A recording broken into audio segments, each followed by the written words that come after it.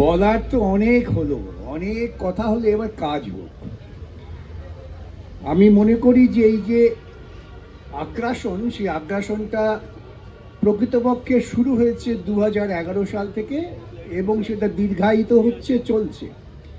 কিছুদিন আগে আমরা সকলেই সাংস্কৃতিক কর্মী বলে কিছু হয় না, সবাই আমরা সাংস্কৃতিক কর্মী। কেউ হয়তো ভালো প্রদর্শন করি, কেউ ভালো গান গাইতে পারি, কিন্তু যারা সকলেই, প্রত্যেক মানুষেরই একটা সংস্কৃতি আছে, একটা অপসংস্কৃতি আর একটা সুসংস্কৃতি। আমরা এই একাডেমিকে চিনি কি হিসেবে? একাডেমিটা কিন্তু কোনো রাজ্য সরকার প্রতিষ্ঠা করেননি। একাডেমিটা প্রতিষ্ঠা করেছিলেন একজন শিল্পপ্রেমিক, লেডি রানু মুখার্জি। তিনি তো তার একটা কল্পনা নিয়েই একাডেমিটা করেছিলেন। তার তো সেই কল্পনা একটা রং চং যা ছিল ছিল, এটা একটা হেরিটেজ বিল্ডিং। এই হেরিটেজ রক্ষা করাটা আমাদের সমাজের সকলের দায়িত্ব। আমরা বাঙালিরা বিশেষ করে, আমার বলতে কষ্ট হলেও বলতে হচ্ছে, আমরা আমাদের ইতিহাসের মূল্যবোধ নেই, ইতিহাসকে স্মরণ করি না, আমরা ঐতিহ্য এবং ঐতিহ্যের কারণকে স্মরণ করি না। প্রশ্ন হচ্ছে আগ্রাসনটা হলো কেন? উৎপল দত্তর নামাঙ্কিত যে ছিল স্মরণে, উৎপল দত্ত স্মরণে মিনার্বা থিয়েটারের সামনে, সেটা ভেঙে গুড়িয়ে দেওয়া হয়েছে। উদ্দেশ্যটা কি? উদ্দেশ্য হচ্ছে যে আমরা সাংস্কৃতিক জীবনে যে বৈজ্ঞানিক যুক্তিবাদ, আমি বামপন্থা বলছি না, উনি বলেছেন ঠিক, আমি ওইটাকে রাজনৈতিক মতবাদ উঠে আসতে পারে। আমাদের যেটা করণীয় সেটা হচ্ছে বৈজ্ঞানিক যুক্তিবাদকে প্রতিষ্ঠিত করা। এই বৈজ্ঞানিক যুক্তিবাদকে ধ্বংস করবার জন্যে অন্ধ ধর্মীয় যুক্তি খাড়া করা হয়। এই অন্ধ ধর্মীয় যুক্তি খাড়া করা হয় এইভাবে যে আমি গেরুয়া রং করলে পরে আমি গেরুয়া হলাম। গেরুয়ার তাৎপর্য বুঝলাম না। আমি সমস্ত বিজেপি নেতাদের বলি যে আপনারা স্বামী বিবেকানন্দের নাম করেন, তার মূল মর্যাদা দিতে পারেন কি? আপনার শ্রীরামকৃষ্ণের মর্যাদা দেন কি?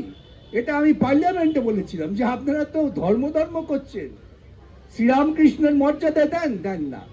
কিন্তু ওরা আক্রমণ করবেন যেখানে এই যুক্তিবাদ, এই একাডেমি মঞ্চটা ওদের মনে হয়েছে যে বিজ্ঞান ভিত্তিক যুক্তিবাদী মানুষের একটা সমাবেশ কেন্দ্র, সে যে রাজনৈতিক দলেই থাকুন বা না থাকুন। অথবা আগ্রাসনটা কিন্তু আমাদের ওই যুক্তিবাদী চিন্তায়, আমাদের দর্শনের উপর, যে দর্শন আমাদের এগিয়ে যেতে সাহায্য করে। অনেক দর্শন আছে আমাদের স্থানবদ্ধ করে রাখে। আমরা যদি একটু অতীত ইতিহাস দেখি, ইউরোপের ইতিহাস দেখি 30 দশকের, তাহলে দেখব সেখানে মূলত আক্রমণ হয়েছিল বৈজ্ঞানিক যুক্তিবাদের ওপর, এবং বৈজ্ঞানিক যুক্তিবাদকে আক্রমণ করেই একেবারে ধর্মীয় ব্যক্তিকেন্দ্রিক যুক্তি প্রতিষ্ঠিত করার চেষ্টা হয়েছিল। ভুলে যাবেন না, আমার দেশের প্রধানমন্ত্রী হঠাৎ দাবি করলেন আমি নন বায়োলজিক্যাল। এটা কিন্তু মনে করবেন না খুব বিচ্ছিন্ন ঘটনা। এটার মধ্য দিয়ে তিনি প্রমাণ করতে চাইছেন যে আমি যা করছি সেটা ঈশ্বর প্রেরিত। ঠিক একই কথা প্রতিধ্বনিত হচ্ছে, এবং তিনি গোটা দেশের মানুষের মধ্যে পরিষ্কার বিভাজন করতে চান।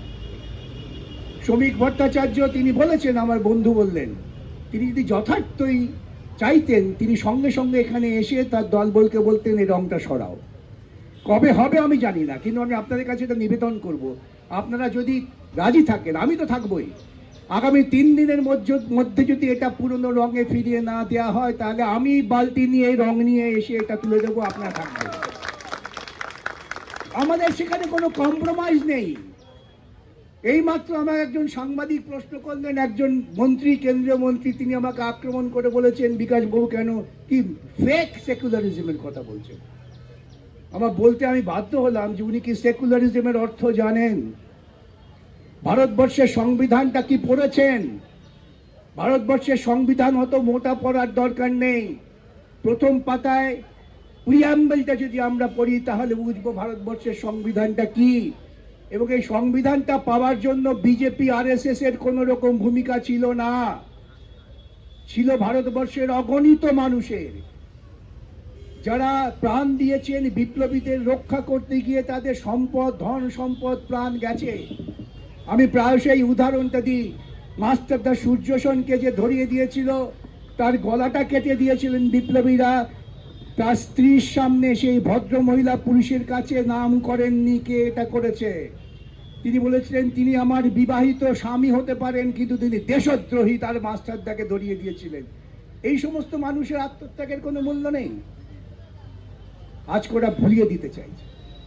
সেজন্যই ওরা শ্যামাপ্রসাদ মুখার্জিকে ওদের আইকন করবার চেষ্টা করছে। ভুলে যাবেন না, আমরা ইতিহাস পর্যালোচনা করি।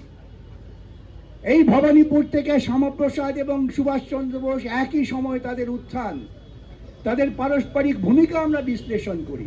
সেখান থেকেই তো বুঝতে পারবো আমরা কার কি ভূমিকা ছিল। ভারতবর্ষের স্বাধীনতা সংগ্রামের ক্ষেত্রে ইংরেজের হয়ে স্পষ্ট দালালি করেছিলেন শ্যামাপ্রসাদ মুখার্জি। এটা বলতে কষ্ট কোথায়, দ্বিধা কোথায়, আক্রমণের ভয়।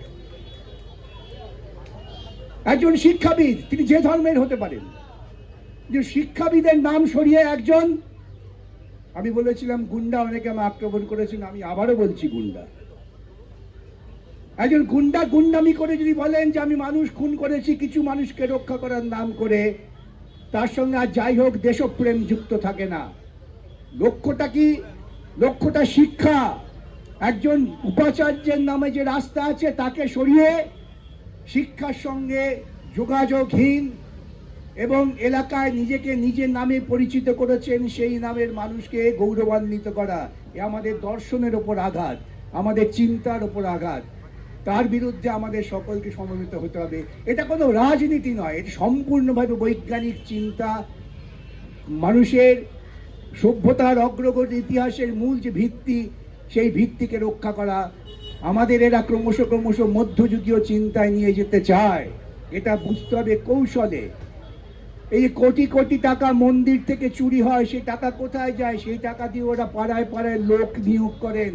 তারা চায়ের দোকানে বসে খবরের কাগজ পড়তে পড়তে সুরসুর করে, ওই যে বললেন উনি, বলা হচ্ছে আরে গেরুয়া রঙে আপত্তি। কি কোনো আপত্তি নেই। কিসের গেরুয়া রঙে আপত্তি? আপত্তি তোমাদের গেরুয়াত্বয়ে, গেরুয়া রঙে নয়। তোমরা সবাইকে গেরুয়া রঙে রাঙাতে চাও এবং যার মধ্য দিয়ে গেরুয়ার যে ঐতিহ্য, যেটা সুভাষচন্দ্র বোস বলেছিলেন, তাকে কলঙ্কিত করতে চাও। কালকে দেখলাম একটি সভায় একজন ওই সাধুকে বিজেপির এক কর্মী জুতো পেটা করছেন।